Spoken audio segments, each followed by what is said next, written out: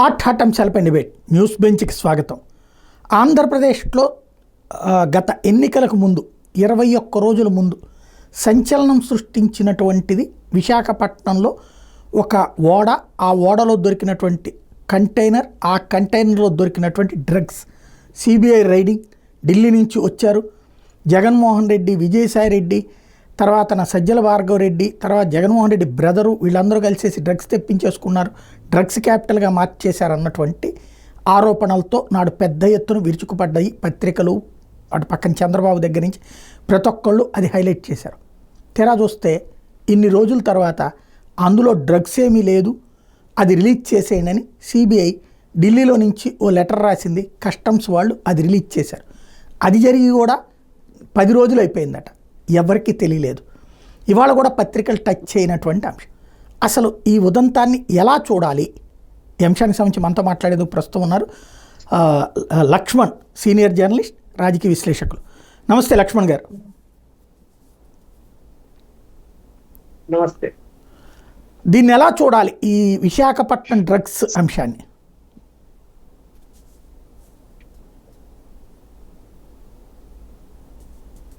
ఇక్కడ ఏది కూడా రాజకీయ నాయకులు నిర్ధారణ చేసుకోకుండా, ప్రాథమిక ఆధారాలు ఏమీ లేకుండా ఏం చేస్తున్నారంటే ఒకరి మీద ఒకరు మట్టి వేసుకుంటున్నారు. ఎన్నికల ముందు వాళ్ళకి అవసరం అన్ని విషయాలు కూడా, ఏదో జరిగిపోతున్నది, ఏదో అన్యాయం జరిగిపోతున్నది, అన్నిటికీ ప్రభుత్వము బాధ్యత వహించాలా అనే పద్ధతిలో తెలుగుదేశం పార్టీ విరుచుకుపడింది. మనం అన్ని చూసాం ఎన్నికల ముందు. సరే, ఎన్నికల తర్వాత మళ్ళీ తెలుగుదేశము కూటమి అధికారంలోకి వచ్చిన తర్వాత కొంతైనా ఈ అనవసర ఆరోపణలు మానుకుంటారు అంటే మానుకోవటం లేదు. అటు వాళ్ళు మానుకోలేదు, ఇటు వీళ్ళు మానుకోవటం లేదు. ప్రజల్ని తప్పుదారి పట్టించేటువంటి పద్ధతిలోనే కొనసాగు. ఇవాళ దేశ రాజకీయాలు మనం ఒకవేళ ఇది దేశానికి సంబంధించిన అంశం కాబట్టి ఈ డ్రగ్స్ విషయము మనం మాట్లాడుకున్నప్పుడు చూస్తున్నాం కదా, ప్రతి పార్లమెంట్ సెషన్ ముందు ఏదో ఒక ఇష్యూ, అది కూడా విదేశాల నుంచి వచ్చేటువంటి సమాచారం మేరకు ఇష్యూ చేయడం, భారతదేశంలోనే సమాచారం కాకుండా విదేశ సంస్థలు ఏవో ఇచ్చాయని దాని మీద రగడ చేయడము, పార్లమెంట్లో ధర్నాలు చేయడము, ఇవన్నీ చూస్తుంటే ఏమవుతాయంటే స్ట్రైట్ పాలిటిక్స్ అనేది ఇవాళ జరగటం లేదు. ఏదో ఒకటి తోసేయాలి ఆరోపణ, దాని మీద జనం రియాక్ట్ కావాలి అనుకుంటున్నారు. జనం ఏం రియాక్ట్ గారు, రియాక్ట్ అయితే జగన్మోహన్ రెడ్డి గారు గెలిచేవాడు. అలాగే కాంగ్రెస్ పార్టీ కేంద్రంలో గెలవలేదు కదా. ఇక్కడ ఈ విషయంలో ఓకే, ఒక అనుమానం వచ్చినప్పుడు తనిఖీ చేయడము, పట్టుకోవడంలో ఏం తప్పు లేదు, పట్టుకుంటారు. ఇప్పుడు మనము డ్రగ్ తీసుకున్నాం అనుకోండి, మన స్కూటర్లోనూ కార్లో పోతుంటే చెక్ చేస్తారు, పట్టుకుంటారు, టెస్ట్ చేస్తారు, DNA పరీక్షలు చేస్తారు. ఏది లేదు అన్నప్పుడు ఏది లేదని వదిలేస్తారు. కానీ ఏమైపోయింది ఇక్కడ, ఆడేదో పట్టుకుంటారంటే రాజకీయంగా మలుపు తిప్పడం. ఇప్పుడు దాన్ని రాజకీయంగా మలుపు తిప్పడం అనేది కరెక్ట్ కాదు. స్మగ్లర్లు వాళ్ళు ఏ స్థాయిలో ఉన్నారు చెప్పండి? అంతర్జాతీయ స్థాయిలో స్మగ్లింగ్ జరుగుతున్నది తప్ప దేశ స్థాయిలో జరుగుతున్నది కాదు. ఇక్కడ ఎంత పట్టుకున్నా కూడా ఇప్పటికీ కూడా విదేశాల నుంచి భారతదేశానికి మత్తు పదార్థాలు దిగుమతి అవుతున్నాయా లేదా చూస్తున్నా కదా. వారానికి ఒకసారి ఎక్కడో చోట ఎయిర్పోర్ట్లోనో లేకపోతే పోర్టుల్లోనో పట్టబడుతున్నారు, వస్తున్నాయి, కేసులు పెడుతున్నారు. ఏమైనా ఆగిందా? కేంద్ర ప్రభుత్వం ఏమైనా ఆపగలిగిందా? ఆపలేకపోయింది. అంత మాత్రాన బీజేపీకి సంబంధాలు ఉన్నాయి అని కాంగ్రెస్ పార్టీ అంటే కరెక్టా? కాదు కదా. ఇక్కడ స్మగ్లింగ్ చేసేవాడు రకరకాల మార్గాలు ఎత్తుక్కుంటాడు. ఇప్పుడు అక్కడ అందులో ఏదో పదార్థాలు రవాణా అవుతున్నాయి, ఎవరో సమాచారం ఇచ్చారు, అందులో కూడా ఏదో వస్తున్నాయి, ఏరే దాన్ని రాజకీయం చేసేద్దాం, అది ఒక రాజకీయ పార్టీ మీద తోసేద్దాము అనేటువంటి పద్ధతిలో తోసేస్తున్నారు. ఎవరైనా సరే, ఇప్పుడు ఒక ముఖ్యమంత్రి స్థాయిలో ఏ రాజకీయ పార్టీ అయినా కానీ ఉన్నప్పుడు అంతర్జాతీయ స్మగ్లింగ్ లో ఏళ్ళు పెట్టాడంటే తెలిసి ఎవడన్నా, మనం కామన్ సెన్స్ ఉండాలి కదా. ఎవరన్నా ఏదో ఇప్పుడు ఆంధ్రప్రదేశ్ లో ఎవరన్నా ఏదన్నా గంజాయి స్మగ్లింగ్ లేకుంటే ఇంకోటో కొత్త కొత్తలు చేస్తూ ఉంటే ఎవరన్నా కార్యకర్త పట్టుబట్టాక ఏదో చూసి చూన్నట్టు పోండి, ఏదో కేసు పెట్టేసి బెయిలిసి పంపండి అని చెప్పగలుగుతారేమో కానీ దాన్ని సపోర్ట్ చేస్తారా? మీరు చేసుకోండి అని చేయరు కదా. తెలియని వాడే ఒకటి చెయ్యడు. ఇక్కడ ఏమైపోయింది, ఆ రోజు ఎన్నికల ముందు కాబట్టి ఆ ఎన్నికల్లో ప్లస్ పాయింట్ తీసుకోవాలి, అంతర్జాతీయ స్మగ్లింగ్ తో కూడా సంబంధాలు ఉన్నాయి అనేటువంటిది క్రియేట్ చేసి అది ఎన్నికల లబ్ధి పొందడానికి మాట్లాడినారని నేనైతే అనుకుంటున్నాను. ఆ కొద్ది అనుకున్నాము, అది అంత సులభంగా ప్రూవ్ కాదు ఇది అని, అది అది అది వాస్తవం అయి ఉండదు అని. అదే జరిగింది. ఇప్పుడు అట్లా అనుకుంటే మరి సిబిఐ వాళ్ళు కానీ కేంద్రం కానీ అది టెస్టులు చేసిన తర్వాత ఆ పదార్థాలని మత్తు పదార్థాలు కాదని తేల్చారంటే అవి మత్తు పదార్థాలైనా కాదని చెప్పి సిబిఐ తెలుస్తుందా? రిపోర్ట్ అలా ఇస్తారా? మనం అనుమానించవచ్చు కదా బీజేపీ కేంద్రంలోని బీజేపీ ప్రభుత్వాన్ని కూడా. కాదు కదా, అంత ఈజీ కాదు. అంత పెద్ద ఇష్యూను ఎవరైనా వదిలిపెడతారా? దాన్ని అంటే వాళ్ళకి సపోర్ట్ చేస్తారా? ఎందుకు చేస్తారు? చేసే అవకాశమే ఉండదు. తొందరపడ్డారు అంతే. అన్నిటికీ తొందరపడుతున్నారు, చూస్తున్నాం కదా. ప్రతి చిన్న విషయానికి ఒకరి మీద ఒకరు నిందలు వేసుకుంటున్నారు. వాస్తవం ఏంది అన్నదాన్ని పరిశీలించే పరిస్థితిలో ఇవాళ లేరు. ఏమైపోయింది అంటే సమాచారం ఎవరో చెప్పారు అనుకోండి, ఇలా ఉందంట అని, దాన్ని క్రాస్ చెక్ చేసుకో. గతంలో క్రాస్ చెక్ చేసుకునేవాడు, చేసుకున్న తర్వాత దాని మీద యాక్షన్ తీసుకునేవాడు. ఇప్పుడు అట్లా ఏమైపోయింది, ఊరికి సమాచారం వస్తే చాలు ఎస్ యాక్షన్ తీసుకోండి, కోర్టు అరెస్టులు, కోర్టు పోతే ఏముంది మీ ఆధారం అంటే ఏమి లేదు, మళ్ళీ బెయిల్ ఇచ్చేయడం, బెయిల్ రావడం. అంటే తత్కాలికంగా సునకానందం పొందుతున్నారు రాజకీయ పార్టీల వాళ్ళు అధికారంలో ఉన్నప్పుడు. సునకానందమేది, నిజాలు తెలుసుకోవడం లేదు, లేదా ఓపిక లేదు, లేకపోతే క్రాస్ చెక్ చేయాలి, చెయ్యరు. ఇది జరుగుతున్నది ఇప్పుడు కూడా. ఓవరాల్గా అసలు ఈ ఎపిసోడ్ తర్వాతన మనకి అంటే ఇదే కాకుండా అంతకుముందు ఒకటి చెన్నైలో ఉన్నటువంటి ఒక ఫ్యామిలీ, ఒక భార్యాభర్త, అడ్రస్ ఏమో విజయవాడ సత్యనారాయణపురం ఉంది, అక్కడ డ్రగ్స్ దొరికినటువంటి సందర్భం. అప్పుడు కూడా జగన్మోహన్ రెడ్డి దీని వెనకాల ఉన్నారన్నట్టు. దానికి ఆయనకు ఒక పేరు కూడా పెట్టారు చంద్రబాబు గారు, ఎస్కోబార్ అని చెప్పి, బ్రెజిల్ మాఫియా లీడర్ అంటూ ఆ ఫోటోలు అవి కూడా రిలీజ్ చేసుకొచ్చారు. ఇప్పుడు ఈ ఉదంతాల తర్వాత అంటే ప్రజలు ఇప్పటిదాకా జగన్ని డ్రగ్స్ అమ్మే వ్యక్తిగా చూసారా? ఇప్పుడు ఏమన్నా మారతారా లేదా పట్టించుకోలేదంటారా?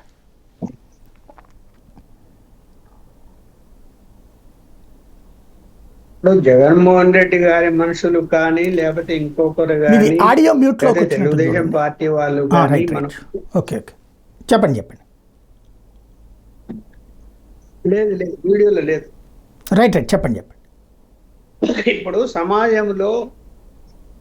సమాజంలో రకరకాల పనులు చేసుకుంటూ బతికే వాళ్ళు చాలా మంది ఉంటారు. అంటే స్మగ్లింగ్ చేయొచ్చు, అక్రమాలు చేయొచ్చు, దందాలు చేయొచ్చు, ఇవన్నీ కూడా.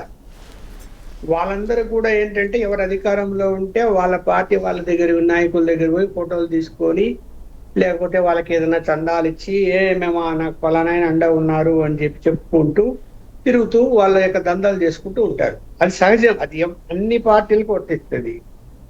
అంత మాత్రాన పార్టీ నాయకులకు సంబంధాలు ఉన్నాయి అంటే ఒకవేళ ఉంటే ప్రూవ్ కావాలి కదా, ఎక్కడ ఆధారాలు ఉండాలి కదా. ఊరికనే ఆరోపిస్తే ప్రయోజనం లేదు దానివల్ల. ఇక్కడ ఆ రోజు విజయవాడలో పట్టుబట్టారు అనుకుంది, వాళ్ళు వైఎస్ఆర్సీపీ కార్యకర్తలే ఉండవచ్చు. అంత మాత్రాన జగన్మోహన్ రెడ్డి గారి సంబంధాలు ఉంటాయని ఎలా చెప్పగలుగుతారు? జగన్మోహన్ రెడ్డి గారు వైసీపీ అని కూడా లేదు, వ్యాపారస్తులు అనేది తేలింది తర్వాత. వాళ్ళు వైసీపీ అని కూడా తేలలేదు, అది తేలేదు కదా. అందుకని ఏమైపోయిందంటే ఇవాళ ఏదో దొరికింది, ఏదో అయిపోయింది, దానికి అన్నిటికీ లింక్ పెట్టేద్దాము అనేటువంటి పద్ధతిలో నడుస్తూ వస్తున్నవి. ఇప్పుడు కూడా అంతే. ఇప్పుడు కూడా వైఎస్ఆర్సీపీ వాళ్ళు కూడా తెలుగుదేశం మీద ఏదైనా ఒక చిన్నది దొరికినా కూడా దాన్ని పెద్ద చేయటము, అసలు ఆధారం లేకున్నా కూడా సంబంధాలు ఉన్నాయని మాట్లాడడం అని వాళ్ళు కూడా చేస్తున్నారు.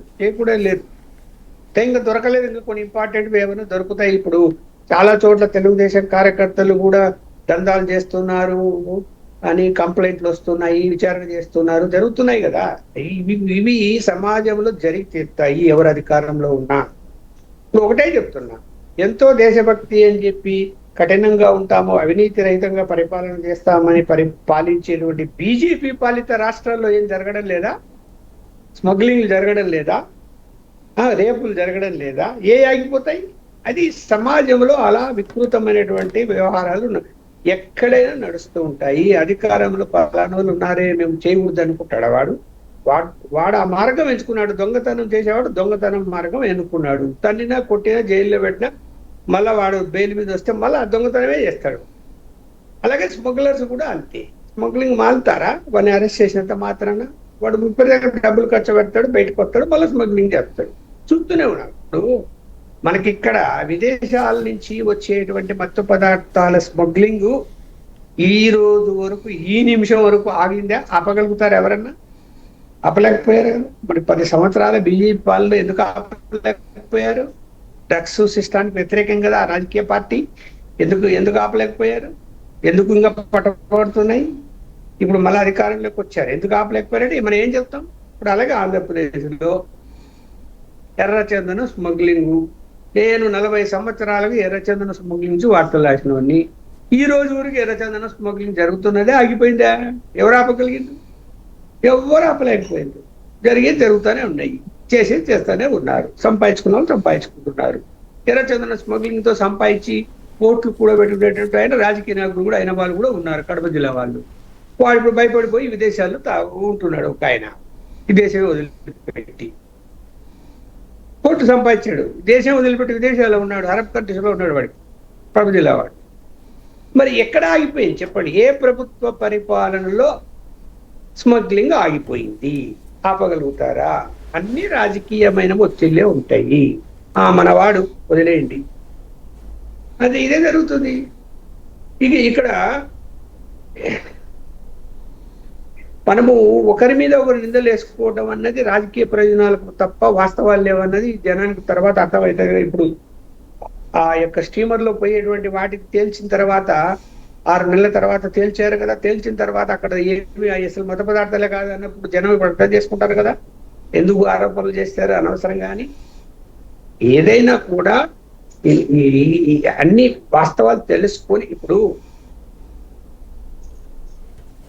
నేనైతే మందే తాగను, ఉప్పల్ లక్ష్మణ్ మందు తాగడు, దేశం అంతా తెలుసు. ఎవడో కూతాడు అనుకోండి, మందు తాగాడు తిరుగుతున్నాడు అల్లడిగా అని అంటే నమ్మేస్తారా మనిషిని? అరే ఆ మనిషి ఎలాంటి వాడు, ఎప్పటి నుంచి మనం చూస్తున్నామని తెలిసిన వాళ్ళు, తెలియని వాళ్ళు అంటే నమ్మొచ్చేమో, తెలిసిన వాళ్ళు నమ్ముతారా? బుద్ధి ఉండాలి కదా రోజన్నా. ఉండొచ్చు రాజకీయాల్లో జగన్మోహన్ రెడ్డి వ్యాపారాలకు సంబంధించి అక్రమంగా సంపాదించి ఉండొచ్చు, అది కేసులు నడుస్తున్నాయి, అది వేరే అంశం. స్మగ్లింగ్ చేస్తారా? స్మగ్లింగ్ అనుమతిస్తారా?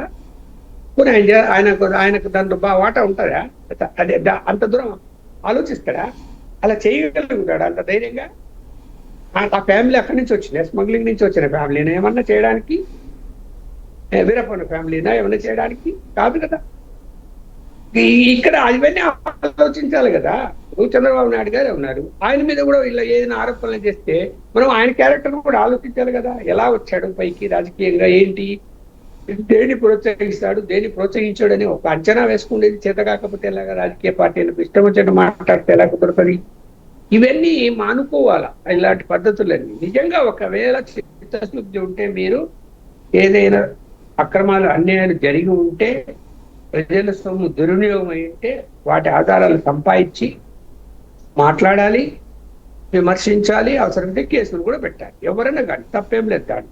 అది చెయ్యండి. అది చేయకుండా ఎక్కడో ఎవడో యూట్యూబ్ లో పెడతాడని కావాలని ఏదో జరిగిపోతున్నది ఇక్కడ, దానికి సంబంధం ఉంది చంద్రబాబు నాయుడు గారు అని పెడతాడు అనుకోండి. దాని ఆధారంగా పెట్టకపోతే ప్రెస్ మీట్లు అది వాడు ఏం నిజం చెప్పాడో అబద్ధం చెప్పాడో ఎందుకు చెప్పాడో తెలియదు, నువ్వేమి క్రాస్ చెక్ చేసుకోకుండా ప్రెస్ మీట్ పెట్టేసి నువ్వు అని తిట్టేయడమేనా? అదే జగన్మోహన్ రెడ్డి గారి మీద కూడా అట్లే జరిగినాడు.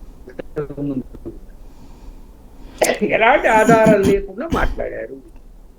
చిన్న విషయం కాదు అది, అంతర్జాతీయ స్మగ్లింగ్ అది. ఇవాళ అది అందులో నిజం లేదని తేలినప్పుడు మరి ఆరోపణ చేసిన వాళ్ళకి వాళ్ళు సిగ్గుతో తలొచ్చుకోవాలి కదా. చిన్న విషయం అది ఏమన్నా అంతర్జాతీయ స్మగ్లింగ్ అంటే కాదు కదా. మరి దేశ భద్రతకు సంబంధించింది దేశ ద్రోహి కింద భావించాలి, ఉరి తీయాలి అట్టడి వాడు ఎవడన్నా ఉంటే. అలాంటిది పోయి ఊరికి ఆరోపణలు చేస్తూ కూర్చొని ఏది జరిగినా కూడా ఓహో ఈయన మీద ఈయన వెనకల ఈయన బాధ్యత ఉంది, ఈయనకు బాగా సంబంధం ఉంది, ఈయన బంధువులకు సంబంధం ఉంది అనే ఆరోపణలు చేసుకుంటూ పోవటం వలన రాజకీయ పార్టీలకు ఇవాళ విలువ లేకుండా పోయింది. మళ్ళీ చెప్తున్నా, రాజకీయ నాయకుల మాటలకు ఇవాళ విలువ లేకుండా పోయింది. ఒకవేళ నిజం చెప్పినా కూడా అది అబద్ధమేమో అనుకునే పరిస్థితి వచ్చింది జనాలు. అంటే ఇక్కడ జగన్ మీదన ఉన్నటువంటిది మొదటి నుండి పబ్లిక్లోకి తెలుగుదేశం తీసుకెళ్ళగలిగింది ఏంటంటే, ఆయన రాజారెడ్డి అనేటువంటి ఆయన బైరెటీస్ గనుల్ని లాక్కుని ఒక యజమాని దగ్గర గుమస్తాగా పనిచేసేవాడు, పనిచేసి చివరికి అతన్నే చంపేసి అది లాక్కున్నాడు. అలా మొట్టమొదట అరాచకాల కుటుంబం అది. అక్కడి నుంచి మొదలుకుంటే రాజశేఖర రెడ్డి అట్లాంటి అరాచకాలు చేసినే అందరూ మంది సొమ్మి తీసుకుని అతను అట్లా తయారయ్యాడు. అట్లాగే జగన్మోహన్ రెడ్డి ఆస్తులు లాక్కుని లేకపోతే పెట్టుబడులు బలవంతంగా పెట్టించి ఇట్లాగే సంపాదించాడు. ఇట్లాంటిదంతా చెప్పుకుంటూ వచ్చారు. దాన్ని జగన్ వ్యతిరేకులు, రాజశేఖర రెడ్డి కుటుంబ వ్యతిరేకులు లేదా తెలుగుదేశం అభిమానులు నమ్ముతూ వచ్చారు. తటస్థులు ఏమో కాబోలు అనుకుంటూ కూడా వచ్చారు. ఇప్పుడు డ్రగ్స్ తీసుకొచ్చి ఎస్కోబార్ లాంటోడు, బ్రెజిల్లో ఎస్కోబార్ అనేవాడు ముందు ఇట్లాగే డబ్బులు సంపాదించి ఈ డబ్బులతో రాజకీయాల్ని శాసించి చివరికి తనే దేశ అధినేత అయ్యి ఆ తర్వాతన చివరికి అమెరికా వాళ్ళ పట్టుబడ్డాడు. అంతటి క్రిమినల్ ఇతను అన్నటువంటి విషయాన్ని పదే పదే ప్రొజెక్ట్ చేసుకొచ్చాడు. ఈ మాట ఎవరో వేగ్గా అంటలేదు, స్వయంగా చంద్రబాబు గారు మాట్లాడుకొచ్చినటువంటి అంశం, పదే పదే మాట్లాడిన అంశం. దానికి కారణమైంది one of this issue, drugs issue. ఎలాగ చూడాలి దీన్ని? ఎవరైనా రాజకీయ ప్రస్థానం కంటే ముందు ఎవరో ఒకరో ఇద్దరు తప్ప పేదరికంలోనూ లేకపోతే మామూలుగా సామాన్యులు మధ్యతరగతిగా ఉండే వాళ్ళే కనిపిస్తారు మన కంటికి. ఇవాళ వాళ్ళు కోటేశ్వర్లే గుర్తున్నారు. ఒకరి పేరు చెప్తే వరుసగా ఎన్ని పేర్లని చెప్పగలుగుతాం మనం. అప్పుడు ఎట్లా ఉన్నారు, ఇప్పుడు ఎట్లా ఉన్నారు. అయితే ఏంటంటే అక్రమ సంపాదన సక్రమ సంపాదన అని ఆలోచిస్తారు. వ్యాపారాలు చేసుకొని సంపాదించుకుంటే అది అక్రమ సంపాదన అనడానికి లేదు. వ్యాపారాల్లో గోల్మాలు చేసినా కూడా అది వ్యాపారంగా సంపాదించారు, ఇన్కమ్ ట్యాక్స్ కట్టారు, సంపాదించుకున్నామంటారు, చెప్తారు. అక్రమ సంపాదన అంటే రకరకాల మనీ లాండరింగ్ పాల్పొని రకరకాల పనులు చేసుకొని ఇదిగో అక్రమంగా చాలా తక్కువ పీరియడ్ లో ఎక్కువ సంపాదించడాన్ని అది అక్రమ సంపాదన కిందగా ప్రజలు అందరూ కూడా డిస్కస్ చేసుకుంటారు. ఎవరైతే తొందరగా 8,000 కోట్లు ఎలా సంపాదించాడు, వ్యాపారాలు చేస్తే మాత్రం ఇంత ఆదాయాలు వస్తాయా అని ఆలోచిస్తారు. ఇక్కడ మనం ఈ ఆలోచించాల్సిన అంశం ఏమిటి?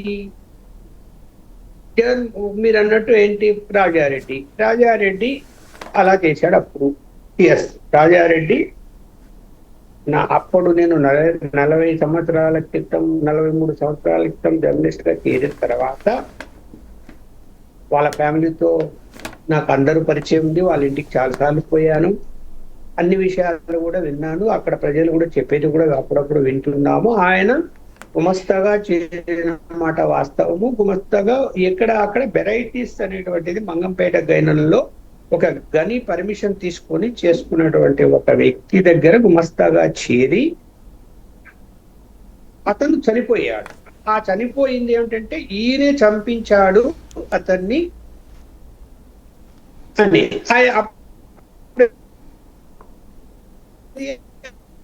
ఆ చంపకం ముందే ఆ గనుల రాజు పేరు మీద మార్చింది ఆ డేటు. కాబట్టి అది మార్పిడి చేసుకొని వాడు అడ్డం రాకుండా చంపేశాడని ఆరోపణలు వచ్చాయి. కానీ పోలీస్ కేసు ఇన్వెస్టిగేషన్ లో నాకున్న గుర్తు ఉన్న మేరకు రాజారెడ్డి చంపినట్టు ఎక్కడ అక్కడ ఆధారాలు లేవు. అది అయిపోయినాయి తప్పితే. ఆయన గనులు స్వాధీనం చేసుకొని ఎందుకు ఆయన పేరు మీద ట్రాన్స్ఫర్ అయింది కాబట్టి మళ్ళీ ప్రకారం తను మళ్ళీ పర్మిషన్లు అన్ని తెచ్చుకొని దాని ఆ యొక్క వెరైటీస్ బిజినెస్ వాళ్ళకు అది ఉన్న ఏకైక వ్యాపారం అది ఒక్కటే, వేరే ఏ వ్యాపారం చేసేవాళ్ళు కాదు. ఆ వ్యాపారం చేసుకుంటూ ఈయనైతే MBBS పూర్తి చేసి రాజశేఖర రెడ్డి గారు తనకు రాజకీయాలకు రావాలని కోరికగలిగి పాలిటిక్స్ లో ఎంటర్ అయ్యాడు. ఎంటర్ అయిన తరువాత తాను నేను గమనించిన మేరకు రాజారెడ్డి ఏదైనా ఉధృతంగా ఏదైనా తప్పుడు పనులు చేసే ప్రయత్నం చేస్తూ ఉంటే తెలిస్తే దాన్ని ఆపేవాడు. నాన్న వద్దు, నేను రాజకీయాలకు వెళ్ళాను, మీరు ఇలాంటి చేయొద్దు, నాకు చెడ పేరు వస్తుంది అని వాటిని ఆపిచ్చేవాడు. 1-2 సంఘటనలు చెప్పగలను కానీ అవసరం అది చెప్పడం. అలా ఆపిన సంఘటన నాకు చాలా తెలుసు. ఆపిచ్చేవాడు. కాస్త ఆయన ఎందుకు నేను కూడా వ్యాపారం మీద దృష్టి పెడతానని రాజశేఖర రెడ్డి కూడా ఆ బిజినెస్ మీద దృష్టి పెట్టాడు. అయితే ఆ బిజినెస్ లో కూడా వెరైటీస్ లో కూడా అక్రమంగా తరలించారు విదేశాలకు. అక్కడ ఏమో సపోజ్ 4 లారీల లోడ్ ఉంటే కేవలం 2 లారీల లోడ్ మాత్రమే తవ్వినట్టు, ట్యాక్సులు కట్టకుండా మిగతా 2 లారీలను పంపించేసి, అలాగే చెన్నై పోర్టులు మేనేజ్ చేసి ఎక్స్పోర్ట్ చేసేవాడు అనే ఆరోపణలు కూడా రాజశేఖర రెడ్డి గారి మీద రావటము, అది వార్తగా నేనే వార్త రాయడము, దాని మీద విచారణ జరగడము, కొంత అక్కడ డిగ్ చేసిన తర్వాత ఎంత లోతు తవ్వారనేది, ఎంత వెరైటీస్ దానివల్ల వస్తుందని లెక్క కట్టి మైనింగ్ శాఖ వాళ్ళు ఆయనకు అప్పట్లోనే 1,20 లక్షలు ఫైన్ వేశారు. ఆయన నువ్వు ఎక్కువ తవ్వితి చేశావు కాబట్టి ఆ యొక్క తవ్వకాలకు సంబంధించినటువంటి పన్నులు కట్టాలా, రైతులు కట్టాలా అని చెప్పి నోటీస్ ఇస్తే కట్టించుకున్నారు ఆయనతో.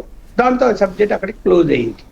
కానీ అనుకున్న బిజినెస్ అది ఒక్కటే అప్పట్లో. తర్వాత ఆయన నాకు తెలిసిన మేరకు జగన్మోహన్ రెడ్డి గారు వ్యాపారాలు పెట్టేంత వరకు కూడా ఆయనకు ఏం వ్యాపారాలు లేవు, ఓన్లీ వెరైటీస్ ఇదే. దాంట్లో వచ్చిన ఆదాయంతోనే రాజకీయాలు చేసేవాడు. ప్రజలకు కూడా సాయం చేశాడు. ఆయన వచ్చిన ఆదాయాన్ని ప్రజలకు కూడా ఇచ్చాడు. ఆయన ఏం భవంతులు కట్టుకుని ఏం పెరగలే. హైదరాబాద్ లో మాత్రం ఒక ఇల్లు ఉండింది తప్ప ఎక్కడ ఏమి ఉండేది కాదు. ఆ చెన్నైలో ఆఫీస్ కు సంబంధించి ఒక బిల్డింగ్. ఇప్పుడు ఏమైంది, జగన్మోహన్ రెడ్డి గారుని వ్యాపారాల్లో చేసుకోను, బెంగళూరులో ఉంటే ఇక్కడ వద్దు, రాజకీయాలే నీకు అవసరం లేదని బెంగళూరు పంపించాడు. ఆయన బెంగళూరులో ఉంటూ తన యొక్క మేధస్సు మేరకు కంపెనీలు పెట్టుకొని ఆయన ఏదో వ్యాపారాలు చేసి ఆ రంగంలో అతను ఎక్స్పర్ట్ గా తయారయ్యి కొంత సంపాదించుకున్నాడు. సరే, ముఖ్యమంత్రి అయిన తర్వాత అక్కడ ఏమిటారంటే రాజశేఖర రెడ్డి గారు ముఖ్యమంత్రి కాకముందు జనానికి ఏమీ తెలియదు ఎవరేం చేసేవాళ్ళని. ఈయనైతే ఏం చేసేవాడు కాదు. To be frank, Rajasekhara Reddy గారు ఏం వ్యాపారాలు చేయలేదు, మైనింగ్ వ్యాపారమే కంటిన్యూ అయింది, చేసేవాడు. అక్కడ జగన్మోహన్ రెడ్డి గారు ఏం వ్యాపారాలు చేసేది ఎవరికి తెలియదు పెద్దగా. అప్పట్లో సోషల్ మీడియా కూడా ఉండేది కాదు, ప్రచారం జరిగేది కాదు పెద్దగా. ముఖ్యమంత్రి అయిన తర్వాత కొన్ని ట్విట్ ప్రోకోట్ వంటి వ్యవహారాలు నడిచాయి అన్నది ఇవాళ సిబిఐ ఆరోపణ. వాస్తవంగా అయితే కొన్ని జరిగాయి, నో డౌట్. ఇప్పుడు ఒక వ్యాపారస్తుడు ఒక కంపెనీలో ఇంకో కంపెనీలో షేర్లు కొనాలి అంటే ఆ కంపెనీలో షేర్లు పెడితే మనకు లాభాలు వస్తాయి అని నమ్మితేనే పెడతాడు. ఆ కంపెనీనే ఇప్పుడే స్టార్ట్ అయింది, ఆ కంపెనీనే ఇంకా లాభాల్లోకి రాలేదు, షేర్లు అక్కడ ఎందుకు ఉంటాడు, దాంట్లో అప్పుడే పెట్టగానే షేర్లు వేరే వాళ్ళు కొనేస్తారా? అక్కడ కిట్ ప్రోకో జరిగిందని ఆరోపణ. ఎందుకు? వీళ్ళకు ఏదో మేలు చేశారు ఈ కంపెనీలకు ప్రభుత్వ పరంగా, దాని వలన అక్కడ షేర్లు తీసుకొని డబ్బులు ఇచ్చారు, ఆ మీడియా సంస్థ పెట్టారు అనేది ఆరోపణ. అది విచారణ జరుగుతున్నది. సరే, 1,00,000 కోట్లు అన్నారు, చివరకు 8,000 కోట్లు 4,000 కోట్లు అన్నారు, తర్వాత ఏదో 12,500 కోట్లతో విచారణ జరుగుతుంది అనుకోండి. సో అది తక్కువ పీరియడ్ లో ఆయన సంపాదించాడు. ఎట్లా సంపాదించాడు అది క్వశ్చనబులే. ఎవరు కూడా ఆయన దానికి సమాధానం ఒకేలా ప్రజలకు చెప్పాల్సి వస్తే రేపొద్దున కేసులో ఏం జరుగుతుందో దాని పరిణామాలు ఎలా ఉంటాయో మనకు ఊహించి చెప్పలేము. కాబట్టి తర్వాత అయినా ఆయన సమాధానం చెప్పాల్సి వస్తుంది. రాజకీయాలు ఉన్నాడు కాబట్టి, రాజకీయాలు లేకుండా చెప్పాల్సిన వస్తుంది. రైట్. అంటే ఇలా ఇప్పుడు జగన్కి సంబంధించి ఈ కేసు తర్వాత దీంట్లో ఇంకొక కోణం, సాధారణంగా అదేంటి 1,25,000 కోట్ల విలువైనటువంటి డ్రగ్స్ అని అప్పుడు ప్రచారం జరిగింది. దాంట్లో స్వయంగా జగన్మోహన్ రెడ్డే నడిపించారన్నటువంటి ప్రచారం జరిగింది. ఇప్పుడు రెండవ కోణం, దీని మీద అనుమానాలు వ్యక్తం అవుతాయి. ఇవాళ ఏంటంటే అసలు అది కంటైనర్ వదిలేశారన్న వార్త కూడా ఏ పత్రిక రాయలేదు. లోపల 7వ తారీఖు కనగా 27వ తారీఖు వదిలేసేయమని చెప్పి అడ్రస్ ఇచ్చారట. ఇప్పుడు ఆ విషయం బయటకు వచ్చింది 7వ తారీఖుకి. అయితే ఇప్పుడు లోపల పేజీలకు వెళ్ళిపోయింది ఈ వార్త. ఇది ఎందుకంటారు? మీడియా ధర్మం పాటిస్తున్నట్టేనా?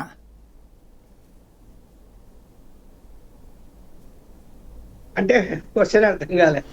ఫ్రంట్ పేజీలో అప్పుడు రోజు పుంకాలుగా స్టోరీలు రాసి, ఈవెన్ ఈ మధ్య కూడా అదే స్టేట్మెంట్ల మీద రాసి ఆ డ్రగ్స్కి సంబంధించని, ఇప్పుడు అదేమీ లేదు అని తేల్చాక అసలు ఫ్రంట్ పేజీలు ఎక్కడ కనిపించట్లా, లోపల పేజీల్లో 6 లైన్లు ఓ మొక్క వార్త వచ్చింది.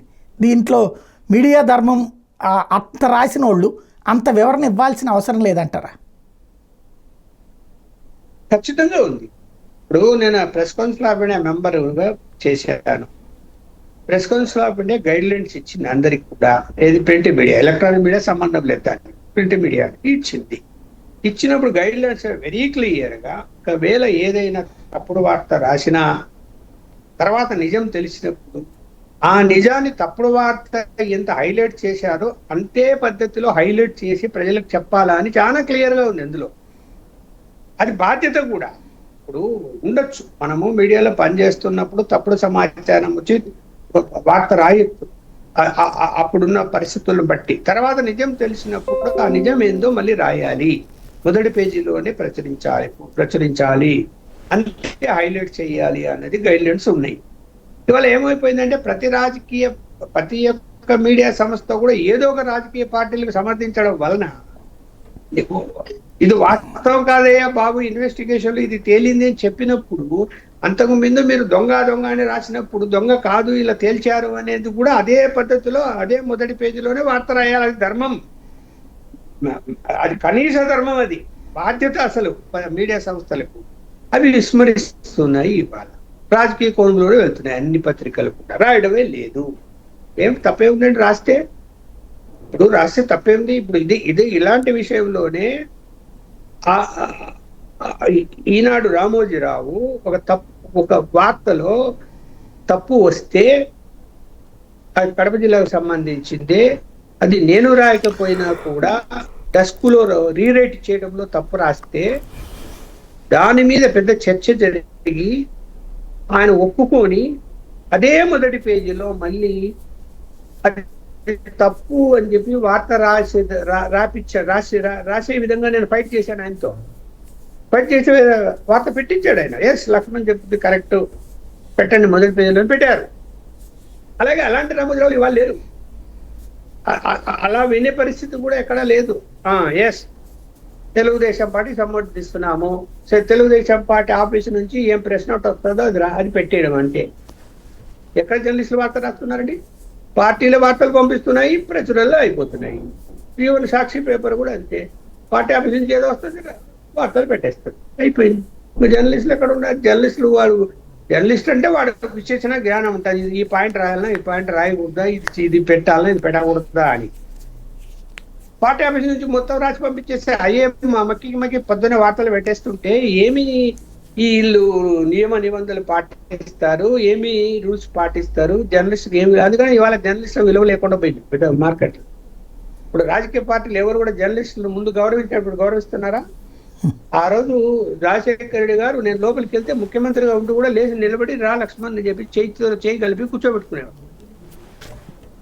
ఈవెన్ చంద్రబాబు నాయుడు గారు ఇవాళ కూర్చోబెట్టుకుంటాడు. చంద్రబాబు నాయుడు గారు లేస్తున్నాడా? లేస్తాడా?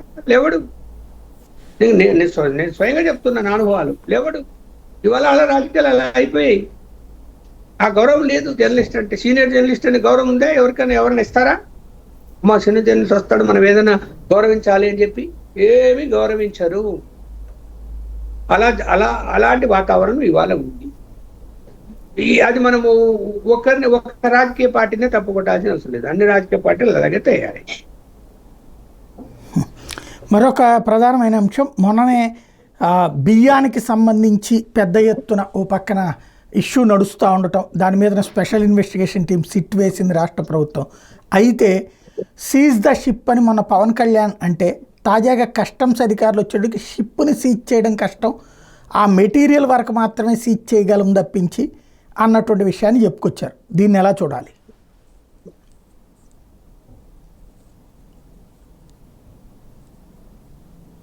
ఇప్పుడు బియ్యం అక్రమ రవాణా విదేశాలకు జరుగుతున్న మాట వాస్తవం. అందులో ఈ కేసు గురించి కాదు, జనరల్గా అయితే విపరీతంగా ఎక్స్పోర్ట్ జరుగుతున్నది. దాని నాణ్యత మార్చి పంపించేస్తున్నారు. ఇది ఇప్పటి నుంచా? ఎన్టీ రామారావు కిలో రూపాయికి బియ్యం పెట్టిన అప్పటి నుంచి కూడా ఈనాటి వరకు కూడా రేషన్ షాపుల యొక్క బియ్యము స్మగ్లింగ్ అవుతున్నవి. ఏమైనా ఆపగలిగినారా? స్మగ్లింగ్ లేదు. రేషన్ షాపుల మీద చర్యలు తీసుకోగలుగుతారా? తీసుకోరు. అందరూ ఆ రేషన్ షాపుల దుకాణాల వల్ల రాజకీయ నాయకులు పెరిగిపెట్టే పోతారు. వాళ్ళ అలవాటు అయిపోయింది. ఎంత దారుణంగా ఉంటుంది అంటే అంత దారుణంగా ఉంటుంది. వీళ్ళు కూడా జనాలు ఆ బియ్యం తినలేము కదా అని అమ్మేసుకుంటారు. ఇవన్నీ స్మగ్లింగ్ జరుగుతుంది. సరే, ఇక్కడ పట్టుబడినటువంటి వాటి వాటి నాణ్యత మారింది, దాన్ని అది రేషన్ బియ్యమే అన్నది కొంత ఆధారాలు వాళ్ళకి కనపడ్డాయి. కనపడినప్పుడు అది అందుకని ఆపేశారు. సరే, ఇన్వెస్టిగేషన్ చేస్తున్నారు అనుకుందాం. ఇది ఒక ఆ పోర్టు నుంచే కాదు, చెన్నై పోర్టు నుంచి ఇంకా ఎక్కువ స్మగ్లింగ్ జరుగుతుంది రేషన్ బియ్యం. ఇది ఎక్కడ ఆపుతున్నారు చెప్పండి? కేంద్ర బాధ్యత కూడా ఇందులో ఉంది కదా, రాష్ట్రాలే కాదు. పోర్టులు ఎవరి కంట్రోల్లో ఉంటాయి? ఎయిర్పోర్ట్లు ఎవరి కంట్రోల్లో ఉంటాయి? కేంద్ర కంట్రోల్లో ఉంటాయి. ఎట్లా స్మగ్లింగ్ జరుగుతుంది? నిజంగా చిత్తశుద్ధి ఉంటే పోగలుగుతాయి అలా బయటికి. ఇప్పుడు కన్సైన్మెంట్ లో ఫలానా వస్తువులు అందులో ఉన్నాయంటారు, పంపించేది వేరే వస్తువులు వెళ్తుంటాయి. తెలీదా? ఇక్కడ ఇప్పుడు ఎందుకు ఇప్పుడు సీసీ కెమెరాలు పెట్టారు, ఈ పెట్టారు, టెక్నాలజీ ఇంత పెరిగిందే. అక్కడ మీరు కన్సైన్మెంట్ చెక్ చేసేటప్పుడు మీ సీసీ కెమెరాలు ఏమైపోయినాయి? ఎక్కడ మీ ఇంటెలిజెన్స్ వ్యవస్థ ఏమైపోయింది? పోర్టులకు సంబంధించి ఇంటెలిజెన్స్ వ్యవస్థ ఉంటుంది, ఏమైపోయింది? అందరూ ఇప్పుడు అటు రాష్ట్ర ప్రభుత్వం, కేంద్ర ప్రభుత్వం రెండు కూడా ఈ స్మగ్లింగ్ ను ఆపగలిగితే గనక మంచిది.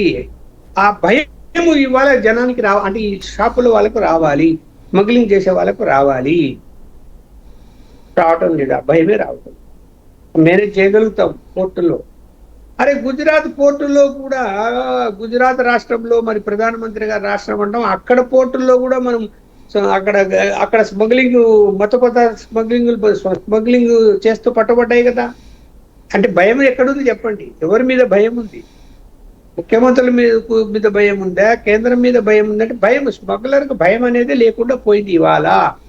కారణం ఏంటంటే ప్రత్యేకించి అధికారులు, రాజకీయ నాయకులు వదిలేయండి, అధికారులు కదా మెయిన్ బాధ్యత. వాళ్ళకి చిత్తశుద్ధి ఉందా ఏమాత్రమన్నా? బుద్ధి ఉందా ఏమన్నా? లక్షల జీతాలు తీసుకుంటూ ఇవాళ ఆ స్మగ్లింగ్కి ఎలా అలౌ చేస్తారండి వీళ్ళు?